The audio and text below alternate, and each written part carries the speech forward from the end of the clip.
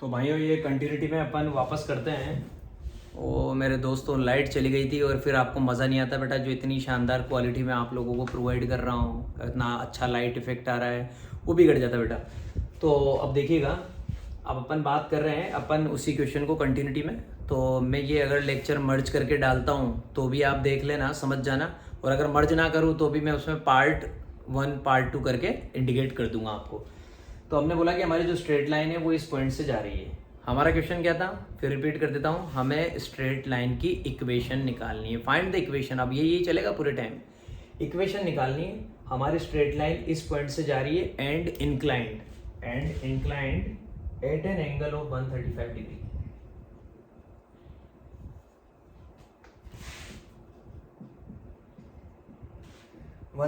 Degree with the positive direction of x axis. ये सबसे important चीज है, with the positive direction of x axis. X axis के positive direction से 135 degree का एंगल बना रही है। तो बेटा मुझे एंगल दे दिया ना, मुझे क्या दे दिया, थीटा दे दिया। थीटा दे दिया तो मैं टेन थीटा निकाल दूंगा, मेरे को क्या फर्क पड़ रहा है। मुझे इस क्वेश्चन में पता लग गया, क्योंकि मैं टेन थीटा निकाल दूंगा तो मुझे स्लोप पता लग जाएगा। थीटा 135 डिग्री दे रखा है, इसका मतलब एम आ जाएगा, स्लोप आ जाएगा टेन थीटा। और एम को अगर मुझे निकालना है तो मैं लिखूंगा टेन थीटा, मतलब थीटा की जगह 135, टेन 135। आप कहेंगे सर टेन 135 निकालना है, तो आप एक काम करिए, इसको लिख दीजिए टेन 90 प्लस 45। लिख दिया बेटा, टेन 90 प्लस 45। और टेन 90 प्लस 45 अभी प्रीवियस क्वेश्चंस में आपको बता चुका हूँ, टेन का कन्वर्जन होगा किसमें, कोट में, लेकिन सेकेंड क्वाड्रेंट में तो आगे माइनस आएगा। तो m equal to minus cot 45। और आप जानते हैं कोट 45 की वैल्यू कितनी आएगी बेटा, वही जो टेन 45 की होती है, मतलब 1। तो हमारा आंसर आ जाएगा m इक्वल टू -1। तो स्लोप आ गया मेरे पास बेटा -1। अब तो मुझे जिंदगी का मजा आ गया, मुझे स्लोप पता लग गया, मुझे पॉइंट पता है। मैं कौन सी फॉर्म लगाऊंगा बच्चों, मेरी पॉइंट स्लोप फॉर्म लगाऊंगा। डायरेक्ट यहाँ पे आंसर छापना स्टार्ट करता हूँ, y माइनस y1 मतलब ये, क्योंकि इसको तो हम x1 बोलेंगे, इसको हम y1 बोलेंगे। जो पॉइंट है जिससे लाइन जा रही है उसको हम x1 y1 बोलेंगे। y माइनस y1, तो y minus 3 equal to y minus y1 कितना बेटा -3 इक्वल टू m कितना है -1। फिर ये डब्बा बनाया x माइनस x1 कितना है बच्चों 2, ये लिख दिया। इक्वेशन बनने वाली है, माइनस माइनस मिलके प्लस हो जाएगा, y plus 3 equal to minus का 1 है, यहाँ जाएगा माइनस x, माइनस माइनस मिलके प्लस हो जाएंगे +2। इक्वेशन बन गई y प्लस 3, इक्वेशन बन चुकी दोस्तों y plus 3 equal to minus x plus 2, ठीक है। प्लस का 3 उधर जाएगा, माइनस का 3, तो y equal to minus x तो अपनी जगह है, 3 इधर प्लस का उधर जाएगा माइनस का, तो हम लिखेंगे +2 -3। तो y equal to minus x, y equal to minus x और -1। तो बेटा ये आपकी इक्वेशन आ गई। अब आप देखिए, मैंने इसी इक्वेशन को वापस किस में बना दिया, वापस मैंने इसको स्लोप इंटरसेप्ट फॉर्म में बना दिया, y equal to mx plus c के फॉर्मेट में। तो मैं चाहूँ ना किसी भी इक्वेशन को किसी में भी कन्वर्ट कर सकता हूँ। तो ये तो कौन सी थी, ये वाली जो फॉर्म थी, ये तो थी मेरी पॉइंट स्लोप फॉर्म। कौन सी थी, point slope form, y minus y1 equal to m x minus x1। तो इससे जो आंसर आया था वो ये आया था। तो ये किसको रिप्रेजेंट कर रहा है, ये रिप्रेजेंट कर रहा है मेरी पॉइंट स्लोप फॉर्म को। अब मैंने अगर पॉइंट स्लोप फॉर्म को आगे सिंप्लीफाई कर दिया तो आगे आंसर क्या आ गया, आगे आंसर आ गया इस तरह से। तो कोई मुझसे पूछे कि चलो आप बताओ ये आपने कौन सी फॉर्म बना दी, मैं बोलूंगा ये मैंने स्लोप इंटरसेप्ट फॉर्म बना दी है। और स्लोप इंटरसेप्ट फॉर्म बना दी है, तो कोई मुझसे बोले कि चलो बताओ यहाँ से m क्या आएगा और c क्या आएगा, तो m तो बताइए बेटा, x का जो कोफिशिएंट होता है वो m होता है, क्योंकि जो स्लोप इंटरसेप्ट फॉर्म होती है वो होती थी y equal to mx plus c। Compare करवा लेंगे, m की वैल्यू -1। और कोई कहेगा कि c, यहाँ का c मतलब y इंटरसेप्ट जो ऊपर कट होता था, तो यहाँ का c जो है वो भी कितना आ गया -1। तो मैं कुछ भी फाइंड आउट कर सकता हूँ। अब मैं जैसे जैसे आगे बढ़ता चला जाऊंगा आपको और मजे आते जाएंगे मेरे साथ साथ। अब कोई कहे कि चलो एक काम करो, उसको जनरल फॉर्म में कन्वर्ट करके बताओ, तो जनरल फॉर्म तो पिछली बार ही कन्वर्ट करी थी मैंने। क्या करूंगा, इन दोनों को इधर लेके आ जाऊंगा। तो ये जो y है इनको इधर लेके आऊंगा, तो क्या लिखूंगा, मैं लिखूंगा y, ये इधर आएगा तो प्लस का x, वो भी इधर आएगा तो प्लस का 1 और इक्वल टू 0। और अब इसको अरेंज करके लिख दूंगा, x को आगे लिख दूंगा, y को फिर कांस्टेंट टर्म को। x plus y plus 1 equal to 0। ये बन गई मेरी जनरल फॉर्म। आ रहा ना बेटा मज़ा? ऐसा मज़ा दिलाऊंगा। आज की क्लास थोड़ी लंबी ले रहा हूँ क्योंकि मैं आज आपको ना सारी चीज़ें एक साथ सिखाना चाहता था। मैं आपको ये बताना चाहता था कि जो स्ट्रेट लाइन है ना, इसकी जो फॉर्म्स है वो फॉर्म्स किस तरह से आएगी और किस तरह से कन्वर्ट होती चली जाएगी। देखिए अब आप इसके बाद पॉइंट स्लोप फॉर्म के बाद जो अगली जो मेरे पास फॉर्म आने वाली है, पॉइंट स्लोप फॉर्म के बाद जो अगली जो मेरी फॉर्म है वो आएगी बच्चों 2 पॉइंट फॉर्म। क्वेश्चंस बड़े अच्छे अच्छे हैं इन पे, तो आप अपनी बुक से क्वेश्चंस करना। और अगर आपको लगे कि सर हमें पर्टिकुलरली किसी क्वेश्चन में प्रॉब्लम आ रही है तो बेटा वो आप मुझे कमेंट करिएगा, मैं पर्टिकुलरली उन्हीं क्वेश्चंस पे वीडियो प्रिपेयर कर दूंगा। अलग से एक नाम इंडिकेट करके दे दूंगा, some important questions of straight line, और उन्हीं क्वेश्चंस पे अपन वीडियो प्रिपेयर कर देंगे जो आपको नहीं आ रहे हो। लेकिन आप कमेंट जरूर करना कि सर हमें हमारी सरकारी किताब से ये क्वेश्चन नहीं आ रहे। थर्ड जो हमारी फॉर्म है वो है 2 पॉइंट फॉर्म। थर्ड जो हमारी फॉर्म है वो है 2 पॉइंट फॉर्म। 2 पॉइंट फॉर्म के बारे में बात करेंगे। आपकी बार डायरेक्ट ही पता लग रहा है कि हमने नाम लिया 2 पॉइंट फॉर्म, मतलब ना तो यहाँ पे हमारे पास कोई स्लोप है, न यहाँ पे हमारे पास कोई एंगल की बात चल रही है, यहाँ पे तो हमारे पास सीधी क्या बात चल रही है, न यहाँ पे हमारे पास कोई इंटरसेप्ट की बात चल रही है। यहाँ पे तो बात चल रही है 2 पॉइंट फॉर्म, मतलब हमारी लाइन कोई से भी 2 पॉइंट से पास होगी। 2 पॉइंट से पास होते ही आप याद करें, अभी फ्लैशबैक में जाइए, अगर आपकी लाइन कोई से भी 2 पॉइंट से पास हो रही है तो आप उस लाइन का स्लोप निकाल सकते हैं। अभी रिसेंटली मैंने आपको सिखाया था, इसका मतलब स्लोप तो निकल ही गया। और अब लाइन कितने पॉइंट से जा रही है? 2 से। हमें तो 2 से क्या 1 से जा रही होती तो ही पता था। तो हम क्या कहेंगे कि सर ये कुछ इस तरह की कहानी है कि आप जो कहना चाह रहे हैं वो कुछ इस तरह की कहानी है कि आपकी जो स्ट्रेट लाइन है सर इस तरह से जा रही है, और आपकी जो स्ट्रेट लाइन है वो यहाँ कोई एक पॉइंट है ए जिसके कोऑर्डिनेट है x1 y1, और यहाँ पे कोई एक पॉइंट है बी जिसके कोऑर्डिनेट है x2 y2। तो सर आपकी जो स्ट्रेट लाइन है वो इन 2 पॉइंट से पास हो रही है। आप इस लाइन की इक्वेशन निकालना चाहते हैं तो बड़ा इक्वेशन बड़ी आसान, अभी जो आपने थोड़ी देर पहले देखा था ना उसी से आइए। आपने अभी थोड़ी देर पहले देखा था y minus y one equal to m x minus x1। ये आपकी इक्वेशन थी कब? जब आपने बोला था पॉइंट स्लोप फॉर्म, जब आपको एक पॉइंट पता था और लाइन का स्लोप पता था। तो पॉइंट स्लोप फॉर्म क्या थी आपकी? ये वाली थी, y minus y one equal to m x minus x1। इसी में हम m की जगह बेटा m की वैल्यू यहाँ से पुट कर देंगे, क्योंकि अगर हमें पता है कि हमारी लाइन 2 पॉइंट से जा रही है तो हम उस लाइन का स्लोप कैसे निकालते थे? मैंने आपको सिखाया था m इक्वल टू वाई में से y माइनस करो y2 minus y1 upon x2 minus x1। याद करो मैंने लाइन का स्लोप निकालने के 2 तरीके सिखाए थे, एक तो जब एंगल पता हो, और जब एंगल ना पता हो तो ये पता हो कि लाइन कौन से 2 पॉइंट से जा रही है। तो ये आ गई कहानी m equal to y2 minus y1 upon x2 minus x1। यहाँ जाके छाप देना है और 2 पॉइंट फॉर्म की भी कहानी खत्म हो जानी है। y minus y1 equal to m की जगह क्या छापेंगे? वो y2 minus y1 upon x2 minus x1। ये आ गया किसकी जगह? m की जगह, और डब्बे में x माइनस x1, इसको भी डब्बे में लिख दीजिए। ये हमारी 2 पॉइंट फॉर्म बन चुकी है बच्चों, y माइनस y1। ये हमारी 2 पॉइंट फॉर्म बन चुकी है, y minus y1 equal to y2 minus y1 upon x2 minus x1, और डब्बे में x माइनस x1। यहाँ पे मैंने कुछ नहीं किया, सिर्फ m की जगह मैंने हमारा 2 पॉइंट स्टाइल में जो स्लोप निकालना था, जब हमारी लाइन 2 पॉइंट से जा रही तो स्लोप का जो फॉर्मूला था वो पुट कर दिया। ये 2 पॉइंट फॉर्म ने जन्म ले लिया। अब इस पे क्वेश्चन कैसा आएगा? बहुत सीधा क्वेश्चन, सीधे 2 पॉइंट दे देंगे और कुछ नहीं करेंगे। 2 पॉइंट फॉर्म का काम बहुत आसान है।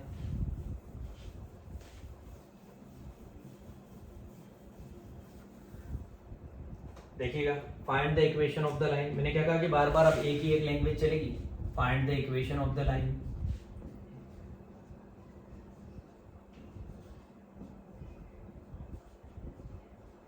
Find the equation of the line joining the points.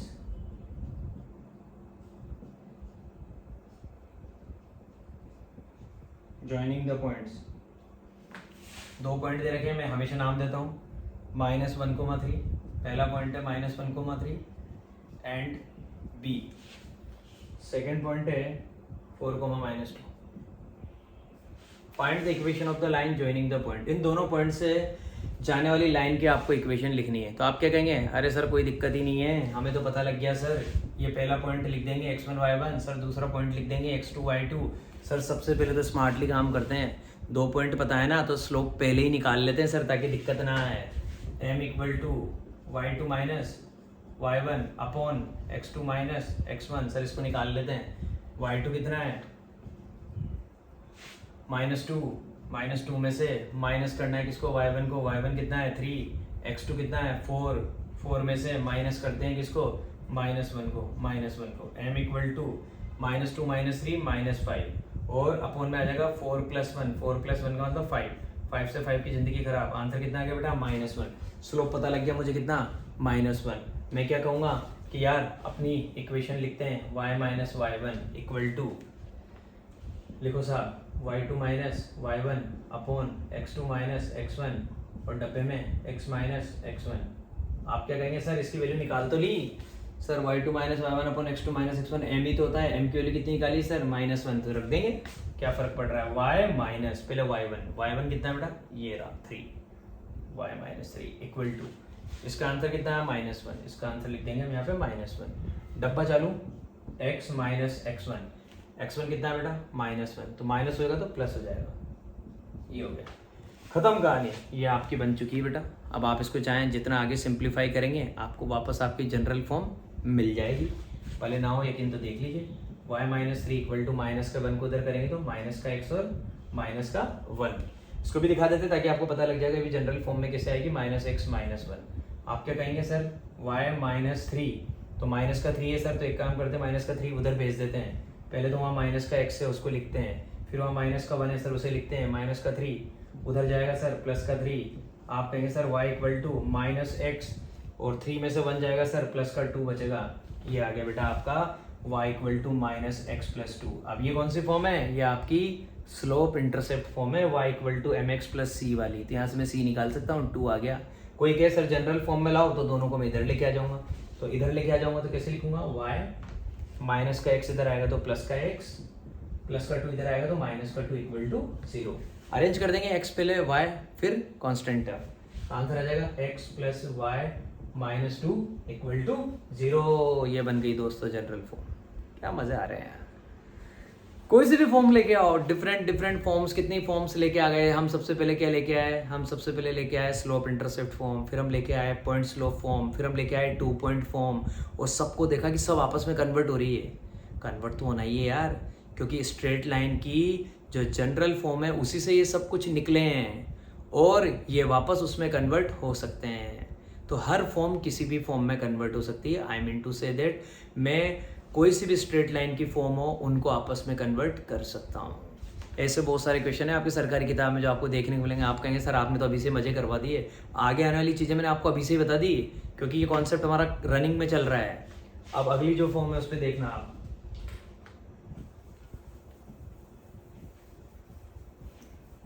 बस आज का लेक्चर थोड़ा सा लंबा इसलिए लिया क्योंकि मैं आपको ये स्ट्रेट लाइन की जितनी भी फॉर्म्स है ना बेटा वो सारी बताना चाहता हूँ।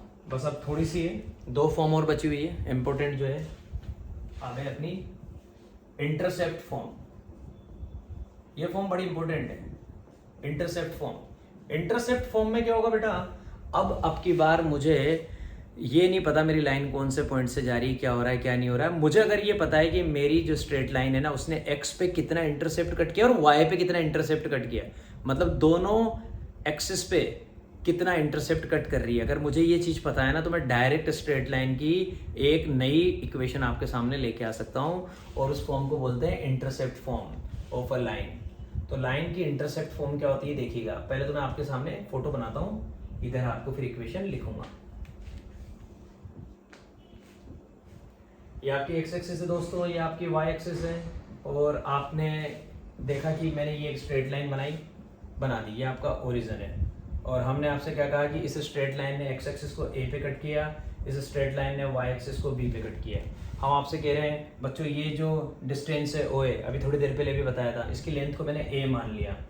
तो OA का मतलब क्या हो गया बेटा, OA का मतलब होता है x इंटरसेप्ट। इससे पहले ये चीज़ें पढ़ाई थी मैंने आपको। OA का मतलब होता है x इंटरसेप्ट, और x इंटरसेप्ट मैंने यहाँ पे क्या दे रखा है, स्मॉल है। फिर आप कहेंगे सर OB का मतलब होता है y इंटरसेप्ट, शॉर्ट में लिख देता हूँ, OB का मतलब होता है y इंटरसेप्ट, और OB की वैल्यू मैंने यहाँ पे दे दी बेटा आपको स्मॉल b, तो OB कितना आ गया बच्चों स्मॉल b। तो आपको x इंटरसेप्ट पता है, आपको y इंटरसेप्ट पता है। अगर कभी आपको ये पता है, जैसे मैं आपसे बोलूँ कि ये 2 है, भाई ये डिस्टेंस कुछ ना कुछ तो आनी है, ये 2 है, ये वाली डिस्टेंस सपोज कितनी है 3 है, या हो सकता है ये वाली डिस्टेंस 3 हो, ये वाली डिस्टेंस 2 हो, मतलब a की वैल्यू सपोज आपके पास 3 है और b की वैल्यू सपोज आपके पास 2 है। अगर आपको डायरेक्ट ऐसा दे रखा है तो फिर आपको और कुछ भी करने की जरूरत नहीं है, सीधा हमारी फॉर्म लगाएंगे, सीधा आंसर छापेंगे। हम कहेंगे इंटरसेप्ट फॉर्म होती है x upon a plus y upon b equal to 1, कहानी खत्म। x upon a plus y upon b equal to 1, this one is called intercept form of a line. यहाँ पे a का मतलब x इंटरसेप्ट, b का मतलब y intercept. Question कैसा आएगा देखिएगा।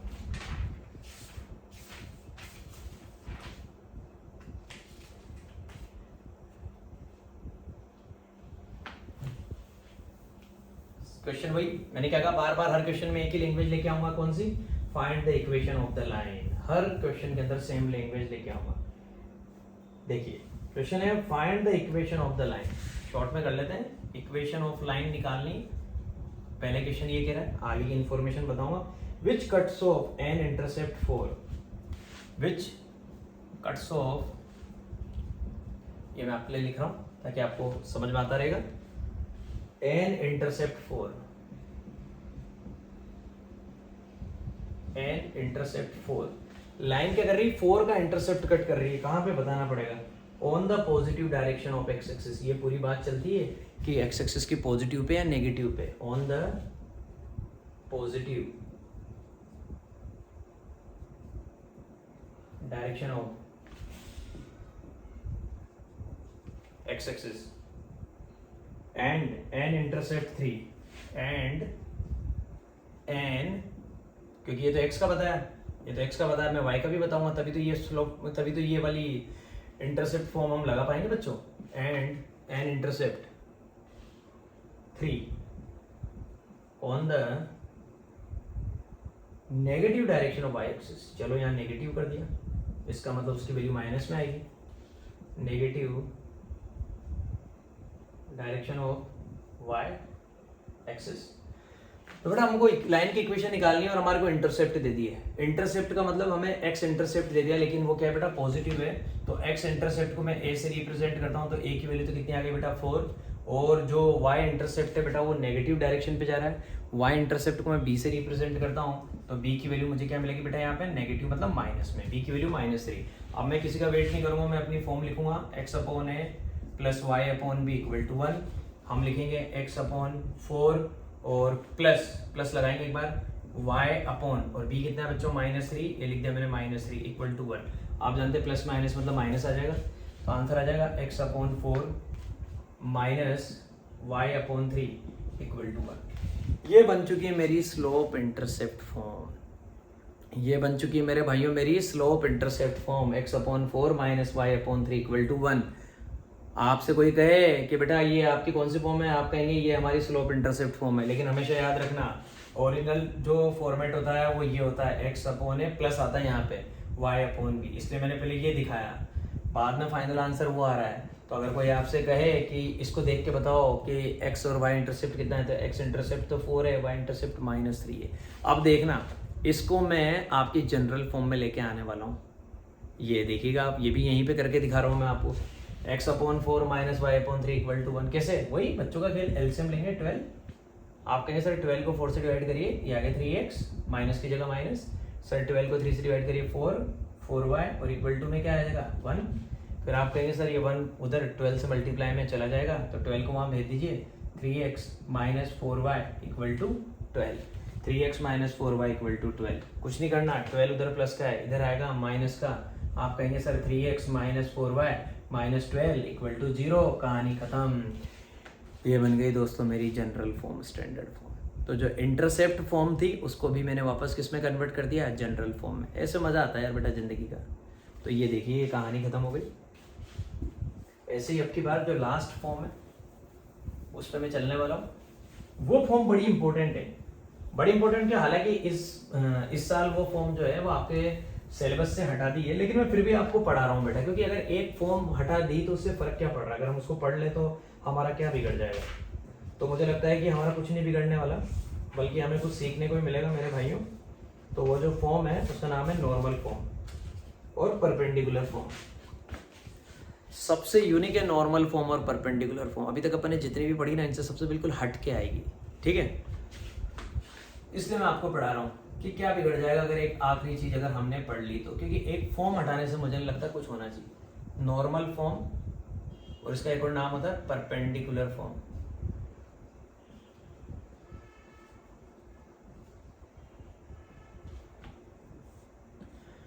Normal form, perpendicular form of a line. Line की नॉर्मल फॉर्म क्या होती है, परपेंडिकुलर फॉर्म क्या होती है, हम इसके बारे में बात कर रहे हैं।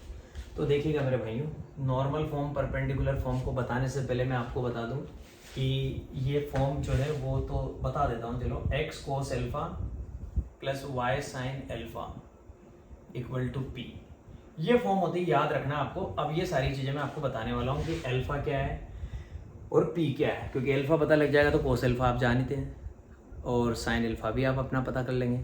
p क्या है, ये जो स्मॉल p जो मैंने आपके लिए लिखा, मेन चीज यहाँ पे क्या है, p और एल्फा, ये दो चीजें आपके लिए अननोन हो रही है, अभी आपके सामने नोन हो जाएगी। तो पहले तो आपको नॉर्मल फॉर्म और परपेंडिकुलर फॉर्म याद रखनी है, x cos alpha plus y sin alpha equal to p। क्या होगा देखना भाई, ये मैंने सबसे पहले कार्टेशियन प्लेन बनाना है। मैंने क्या कहा, सबसे अलग फॉर्म है, ये बना दिया। ये मेरी x एक्सिस आ गई दोस्तों, ये मेरी y एक्सिस आ गई। अब मैंने आपसे क्या बोला कि यार मेरे पास एक स्ट्रेट लाइन है, ये रही मेरी स्ट्रेट लाइन, ये स्ट्रेट लाइन है मेरी। अब अगर बेटा आपने क्या किया, इस स्ट्रेट लाइन पे इस ओरिजिन से, ये ओरिजिन है बेटा जिसके कोऑर्डिनेट होते हैं 0,0, तो ये फॉर्म क्या होती है कि अगर आपने इस ओरिजिन से इस स्ट्रेट लाइन पे अगर कोई परपेंडिकुलर ड्रॉ कर दिया, ये ड्रॉ कर दिया मैंने,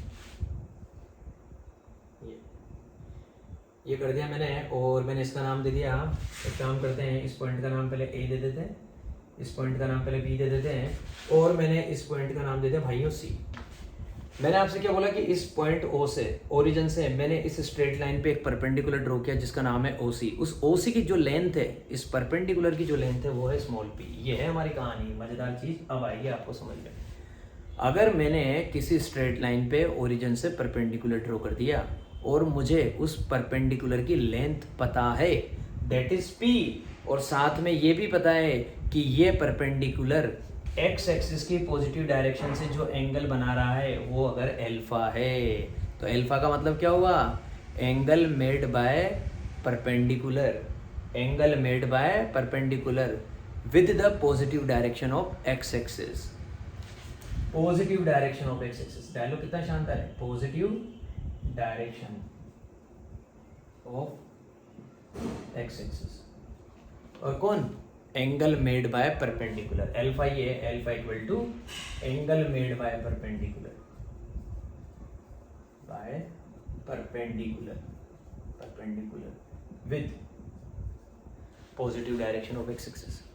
एल्फा का मतलब इस परपेंडिकुलर ने, मतलब ओसी ने एक्स एक्सिस की पॉजिटिव डायरेक्शन से जो एंगल बनाया वो एल्फा है। अगर एल्फा अगर हमारा 30 है तो हम बोलेंगे कि एल्फा की वैल्यू 30 डिग्री। एल्फा अगर हमारा 45 है तो हम बोलेंगे एल्फा की वैल्यू 45 है। उसके रेस्पेक्ट में हम कोस एल्फा और साइन एल्फा निकालेंगे। एल्फा 30 है तो कोस एल्फा कोस 30, और कोस 30 की वैल्यू कितनी होती है मेरा, जो साइन 60 की होती है, तो कोस 30 की वैल्यू कितनी आ जाएगी, √3/2। तो ये सारी कहानी हमारे पास क्लियर हो गई। तो ये पी का मतलब क्या है, यहाँ पे पी का मतलब इस ओरिजिन से हमने स्ट्रेट लाइन पे जो परपेंडिकुलर ड्रॉ किया उसकी लेंथ, और एल्फा का मतलब इस परपेंडिकुलर ने एक्स एक्सिस की पॉजिटिव डायरेक्शन से जो एंगल बनाया। तो ये हो गई बेटा हमारी कहानी, और इस तरह से हो गई हमारी फॉर्म। अब क्वेश्चन कैसा आएगा देखिएगा।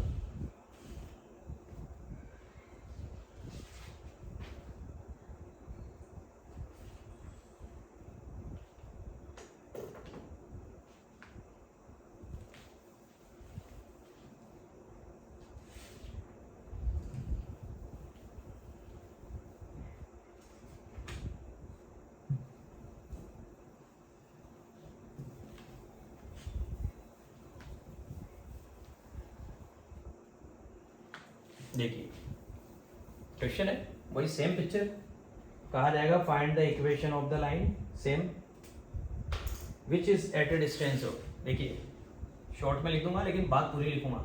क्या लिखना है क्या निकालना है? लाइन की इक्वेशन निकालनी है। Find the equation of a line. Line की इक्वेशन निकालनी कहा जा रहा है, पूरा क्वेश्चन लिखूंगा। विच is at a distance of 3, which is at a distance of 3 from the origin। origin से 3 यूनिट की डिस्टेंस है। from the origin 3 का मतलब 3 यूनिट की डिस्टेंस है। which is at a distance 3 from the origin and the perpendicular from the origin and the perpendicular from the origin to the line makes an angle of 30 degree to the line and the perpendicular from the origin, मतलब वही जो मैं बात कर रहा था, to the line makes an angle of 30 degree। अभी photo बनाऊंगा, सेम बात चल रही है। मतलब अगर फोटो आपके दिमाग में है तो फिर ये क्वेश्चन की कोई जरूरत नहीं है। makes an angle of 30 degree, makes an angle of 30 degree with the positive direction of x axis। ये सबसे इंपॉर्टेंट चीज है। ये नहीं कहेगा मतलब गड़बड़ है, क्योंकि कभी कभी इसको नेगेटिव भी बोल सकता है। With the positive direction of x axis, ये क्वेश्चन है। कुछ नहीं है, फिगर अगर आपके दिमाग में क्लियर है, देखिए फिगर बनाता हूँ, आपका सारा क्वेश्चन इसी में छप जाएगा। फिगर में ही सारा क्वेश्चन छप जाएगा। अभी देखना आप, हमसे कहा जा रहा है कि लाइन की इक्वेशन निकालो, ठीक है। विच is at a distance of 3 from the origin. Origin से 3 यूनिट की डिस्टेंस पे है, और जो ओरिजिन से अपन ने परपेंडिकुलर ड्रॉ किया है वो 30 डिग्री का एंगल बना रहा है। मतलब मैंने एक रफ फिगर बनाया आपके सामने, और मैंने आपसे क्या बोला कि ये जो ओरिजिन है ओ, यहाँ से मैंने जो परपेंडिकुलर ड्रॉ किया, इसका नाम दे दिया मैंने, जिससे मैं इस पॉइंट का नाम ए देता हूँ, इसका नाम मैं बी देता हूँ, वही देते हैं ताकि आप कंफ्यूज ना हो। इसका नाम मैंने सी दिया, ओसी। ओसी को मैं क्या बोलता हूँ? पी, क्योंकि जो लेंथ ऑफ परपेंडिकुलर है उसको हमने पी से बोला। तो हमसे कहा जा रहा है वो पी की वैल्यू 3 है। चलो ठीक है, इस पी की वैल्यू परपेंडिकुलर की जो लेंथ है वो तो 3 है, और ये जो परपेंडिकुलर एंगल बना रहा है वो क्या? Positive direction of x axis. कितने का? 30 डिग्री का। इसका मतलब ये वाला एंगल कितना है? 30 डिग्री। इसका मतलब अल्फा की वैल्यू कितनी है? 30 डिग्री। बस ये जो इतनी लंबी चौड़ी रामायण करी ना अपन ने क्वेश्चन में, इसका मतलब फिगर से ये समझ में आता है मुझे क्या, कि मुझे पी की वैल्यू मिल चुकी है, मुझे अल्फा की वैल्यू मिल चुकी है। अब मुझे कुछ नहीं करना, मुझे मेरी इक्वेशन छापनी है और उसमें वैल्यू पुट करनी है। तो मेरी इक्वेशन क्या थी दोस्तों? मेरी इक्वेशन थी x cos alpha plus y sin alpha, क्योंकि मैं इस फॉर्म के बारे में बात कर रहा था। नॉर्मल फॉर्म क्या है? x cos alpha plus y sin alpha equal to p। आप लिखेंगे x cos अल्फा की वैल्यू कितनी है? 30, x cos 30 plus y sin 30 और इक्वल टू में 3। आप कहेंगे सर cos 30 की वैल्यू पता होनी चाहिए। मैं आपसे कहूँगा कि बिल्कुल cos 30 की वैल्यू जो होती है, जो sin 60 की होती है, √3/2 x multiply by √3/2 plus y into sin 30 की वैल्यू 1/2 होती है, y multiply by 1/2 equal to 3 कर देते हैं। यहाँ पे आ जाएगा √3/2 x plus 1/2 y equal to 3। ये बन गई बच्चों आपकी कौन सी फॉर्म? ये बन गई आपकी नॉर्मल फॉर्म, परपेंडिकुलर फॉर्म। तो आपकी नॉर्मल फॉर्म, परपेंडिकुलर फॉर्म ये जन्म ले चुकी है। अब अगर कोई बच्चा कहता है कि सर इस नॉर्मल फॉर्म, परपेंडिकुलर फॉर्म को भी जनरल फॉर्म में कन्वर्ट करके दिखाओ, तो बेटा ये तो अब बहुत आसान काम हो चुका है, बच्चों का खेल हो चुका है। वापस क्या कहेंगे कि भैया दोनों का डिनोमिनेटर 2 आ रहा है, मतलब एलसीएम 2 आ जाएगा। इसका मतलब ऊपर वालों को डायरेक्ट ही लिख दो, √3x प्लस वाई अपॉन 2 और इक्वल टू में क्या? 3। अब मैं क्या कहूँगा? 2 इधर है, 3 से जाके मल्टीप्लाई हो जाएगा। तो आप क्या कहेंगे? सर इसका मतलब √3x plus y equal to sir 3 2 जा 6 बन चुका है, बन गया 6। सर उधर प्लस का है, इधर ले आइए, माइनस का हो जाएगा। √3x plus y minus 6 equal to 0। Sir ये बन गई आपकी general form, ax plus b y plus c equal to 0 के फॉर्मेट में। तो बेटा ये नॉर्मल फॉर्म भी मैंने आपको बता दी कि नॉर्मल फॉर्म किस तरह से रहेगी। तो ये तो हमारी हो गई बड़ी शानदार कहानी। एक आखिरी चीज़ से सिर्फ 5 मिनट की बात है कि अगर कभी लाइन के पैरेलल बात बोला जाए, जैसे सीधा x की वैल्यू दे दी, सीधा y की वैल्यू दे दी, तो x की वैल्यू दे रखी है तो इसका मतलब क्या होता है? जैसे कभी मैं आपसे बोलूँ x इक्वल टू 2, ये किसको रिप्रेजेंट करेगा? मैं कभी बोलूँ y इक्वल टू 3, ये किसको रिप्रेजेंट करेगा? हालांकि ये बातें मैंने 9th 10th में बता रखी है, लेकिन एक बार आज को फिर अब बता रहा हूँ मैं।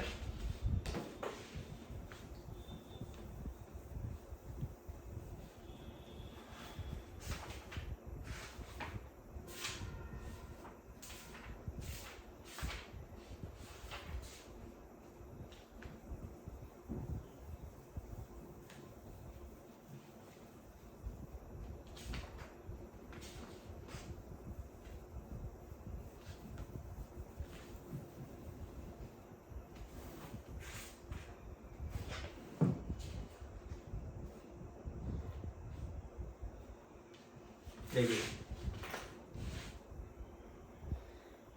पैरेलल लाइंस के बारे में बात करेंगे।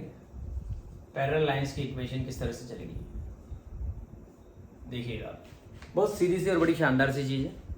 देखिए आपसे कहा जा रहा है कि जैसे मैं आपको बोलूं x इक्वल टू 2, बेटा x इक्वल टू 2 किसको रिप्रेजेंट करेगा? अगर मैंने आपको कभी x की वैल्यू दे दी ना, तो x की कोई सी भी वैल्यू मैं आपको दूं, जैसे सपोज मैंने यहाँ पे बोला x इक्वल टू 2, मैं एक नॉर्मल बात करूंगा x इक्वल टू a। ये a क्या है? ये a कोई सा भी नंबर हो सकता है, पॉजिटिव भी हो सकता है, नेगेटिव भी हो सकता है। अगर मैं आपको इस तरह की बात बोलूं तो आप क्या कहेंगे कि सर अगर आपने ऐसा बोला है ना, इसका मतलब आपकी स्ट्रेट लाइन आएगी parallel to y axis. Line is parallel to y axis. ये बात अपने दिमाग में याद रखना बच्चों, बड़ी सीधी सी चीज है। x की वैल्यू दे रखी है तो जो भी मैं आपको x की वैल्यू दूंगा उसका ग्राफ आएगा line is parallel to y axis. जैसे अगर x इक्वल टू 2 के बारे में ही हम बात करते हैं, ये हमने x इक्वल टू 2 के बारे में बात करी, आप कहेंगे सर x की वैल्यू 2 है, x की वैल्यू 2 है, तो x की वैल्यू सपोज यहाँ पे कहीं पे 1 है, यहाँ पे कहीं पे 2 है, तो x की वैल्यू तो फिक्स हो चुकी ना। अगर मुझे ग्राफ बनाना है तो मुझे y को चेंज करना पड़ेगा ना, तो मैं क्या बोलूंगा कि x की वैल्यू तो 2 है, y की वैल्यू कुछ भी हो सकती है, जैसे 2,0, 2,1, 2,2, 2,3, 2,4, माइनस में भी तो ले सकता हूँ, 2,-1, 2,-2, 2,-3। ऐसे इन सारे पॉइंट्स को अगर मैं मिलाता हूँ तो बेटा मुझे क्या मिलती है? एक स्ट्रेट लाइन मिलती है जो किसके पैरेलल है? y एक्सिस के पैरेलल है। तो ये कॉन्सेप्ट होता है। कभी अगर आपको x की वैल्यू दे दी जाए x इक्वल टू 4, आपसे पूछा जाए कि इसका ग्राफ क्या होगा, आप क्या बोलेंगे? A line that is parallel to y axis. और इसका जस्ट उल्टा कहाँ पे? अगर मैं आपको x की जगह y की वैल्यू दे दूं।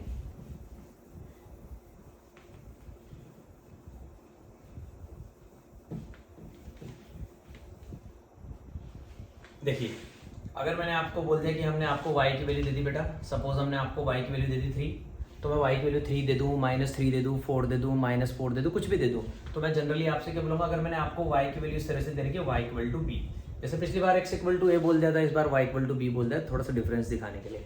तो y की वैल्यू अगर कभी मैं आपको दे दूं तो आपको डायरेक्ट बोलना है कि सर आपका जो ग्राफ आएगा वो एक पैरेलल लाइन आएगा। Graph is a straight line. पहली बात तो ग्राफ क्या आएगा? Straight line.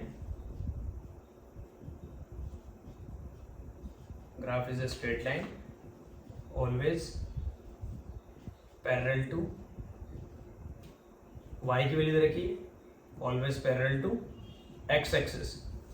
y की वैल्यू दे रखी है तो x के पैरेलल, और x की वैल्यू दे रखी है तो y के पैरेलल। तो सबसे पहले तो अपन क्या करेंगे बेटा? ये कार्टेशियन प्लेन बनाएंगे, बना दिया। हमसे कहा जा रहा है कि y की वैल्यू 3। अब हम जानते हैं y की वैल्यू 3 कहाँ पे होती है? ऊपर होती है, यहाँ पे। ये तो हमारी x एक्सिस है, ये हमारी y एक्सिस है। यहाँ पे y की वैल्यू 1 है, सपोज यहाँ पे y की वैल्यू 2 है, यहाँ पे y की वैल्यू 3 है, इस जगह y की वैल्यू 3 है, तो यहाँ पे y की वैल्यू 3 है, तो y की वैल्यू तो फिक्स हो गई है, y तो चेंज नहीं हो सकता। x चेंज होगा तभी तो ग्राफ बनेगा। तो हम क्या बोलेंगे कि यार इस जगह जो बात चल रही है, यहाँ पे पॉइंट के कोऑर्डिनेट है 0,3, तो अगर मुझे ग्राफ बनाना है तो मेरे को y तो 3 रखना है, बस मैं क्या करता रहूँगा? बदलता रहूँगा, 1,3, 2,3, 3,3, 4,3, 5,3, इधर चला जाऊँगा तो क्या? -1,3, y चेंज नहीं हो रहा है, -2,3, -3, -4,3, ये सारे पॉइंट जो मिले, मैं जैसे इनको ज्वाइन करता हूँ मैं क्या कहूँगा? वाह यार मज़ा आ गया, एक स्ट्रेट लाइन मिल गई जो किसके पैरेलल है? x के पैरेलल है। तो ये ग्राफ किसका आ गया? ये y इक्वल टू 3 का ग्राफ है। तो आपको सीधा सीधा मैं एक चीज़ सिखाना चाह रहा हूँ, x की वैल्यू दूँ तो आप बोलेंगे ग्राफ आएगा y एक्सिस के पैरेलल, और अगर मैं आपको y की वैल्यू दे दूँ तो मैं आपसे कहूँगा कि बेटा y की वैल्यू है, इसका मतलब हमारा ग्राफ आएगा किसके? x एक्सिस के पैरेलल। ये हो गई बेटा हमारी आज की कहानी। क्लास आज मैंने लंबी इसलिए कर दी आपकी, एक तो बीच में आपको पता ही है कि वो थोड़ा सा अगर मैं अपनी दोनों वीडियोस को मर्ज ना करूँ तो ये दोनों सीक्वेंस में चल रही है, और लाइट जो है बेटा मेहरबान हो गई थी, तो लाइट मेहरबान होने की वजह से सिर्फ इन्वर्टर ही रह गया था। तो ये जो इतनी फैसिलिटी मैंने आपको दे रखी ना लाइटों वाली, ये फैसिलिटी ना मिल पाती, इसलिए मैंने वेट किया। तो बेटा ये दोबारा आपके लिए उसी में रनिंग में वीडियो चल रही है, तो अगर दोनों को मर्ज ना करूँ तो भी आप याद रखना कि ये एक साथ ही है। ठीक है दोस्तों, तो आज का कॉन्सेप्ट मुझे 100% यकीन है कि मैक्सिमम बच्चों के भेजे में सेट हो जाएगा और सबको मेरी बात पसंद आएगी। जिनको स्ट्रेट लाइन बुरा लगता था उनको स्ट्रेट लाइन आज से अच्छा लगने लग जाएगा, ये मेरा आपसे वादा है। बस आप है ना बेटा लेक्चर को शुरू से लेकर लास्ट तक पूरा देखना विदाउट स्किपिंग। ऐसा नहीं कि आप किसी भी पॉइंट को मिस कर दे, स्किप कर दे, तो फिर आपके लिए दिक्कत है, मेरे लिए कोई दिक्कत नहीं है, दिक्कत आपके लिए है। तो आप सारी चीज़ों को अच्छे से देखना, समझना। आपको ये चैप्टर बहुत अच्छे से तैयार हो जाएगा, ठीक है। और फिर कल के लेक्चर में अपन काफ़ी सारी बची हुई बातें करेंगे और ऑलमोस्ट अपन इसको ख़त्म कर देंगे, ठीक है। तब तक के लिए bye bye, have a nice day मेरे साथियों, मिलते हैं अगले लेक्चर में।